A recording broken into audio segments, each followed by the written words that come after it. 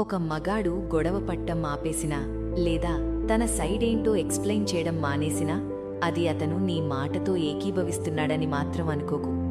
అది ఒక మనిషి నిన్ను కన్విన్స్ చేయడానికి తన దగ్గర ఇక ఎనర్జీ లేదని డిసైడ్ అయిన క్షణం. అతను ఫస్ట్ నుండి ఇలా సైలెంట్గా లేడు. ఒకప్పుడు ప్రతి ప్రాబ్లంని సాల్వ్ చేయడానికి తనే ముందుండేవాడు. తన మనసు ముక్కలయ్యే వరకు మాట్లాడుతూనే ఉన్నాడు. నేను క్లియర్గా చెప్తే ఏదో ఒకరోజు అర్థం చేసుకుంటారు అనే ఒక అబద్ధాన్ని నమ్మాడు.